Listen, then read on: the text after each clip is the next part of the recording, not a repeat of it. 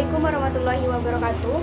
Perkenalkan, saya Serian Fitri, NIM 25, dan teman saya Nopia Hilda Manalu, NIM 95 dari kelas Risiko Bisnis D akan menjelaskan tentang risiko produksi komoditas pertanian menggunakan alat analisis risiko coefficient of variation.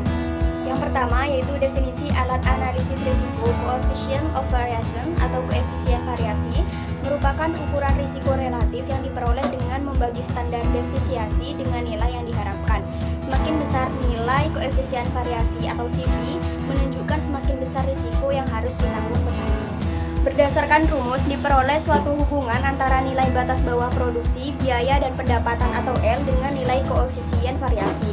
Apabila nilai koefisien variasi kurang dari 0,5, maka nilai L lebih dari 0. Begitu pula bila koefisien variasi lebih dari 0,5, maka nilai L kurang dari 0. Selanjutnya yaitu tujuan dari alat analisis risiko coefficient of variation adalah untuk menganalisis risiko pada komoditas pertanian.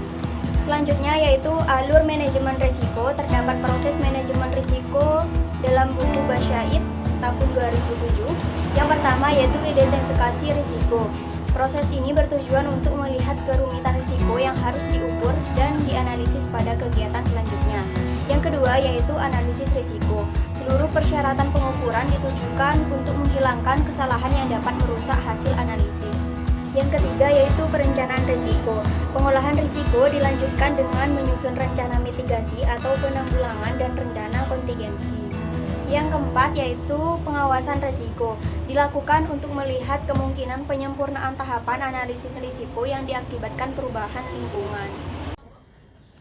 Yang berikutnya yaitu mengenai alur manajemen risiko dengan alat CV atau coefficient of variance. Jadi yang pertama itu peneliti harus melakukan dan menganalisis apa itu sumber risiko yang akan diukur dan untuk menentukan terjadinya tingkat risiko, dan tingkat risiko ini dihitung menggunakan alat ukur coefficient of variance. Nah, setelah semuanya sudah terdeteksi, tingkat dari risiko ini pun diurutkan dari mana tingkat yang lebih signifikan atau yang lebih mempengaruhi.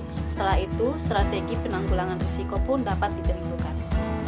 Nah, dan untuk contoh pengaplikasiannya yaitu pada studi kasus yang berada di Desa Sulaksana, Kecamatan Banyuresmi, Kabupaten Garut.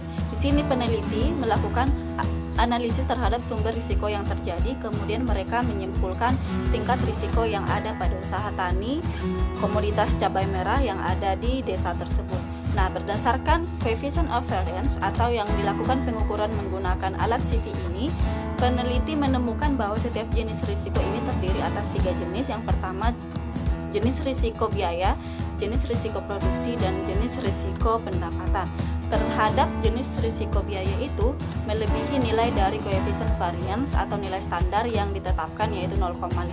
Jadi nilai risiko biaya itu ditemukan yaitu 0,69, sementara risiko produksi itu senilai 1,12 dan sementara untuk risiko pendapatan yaitu 1,11.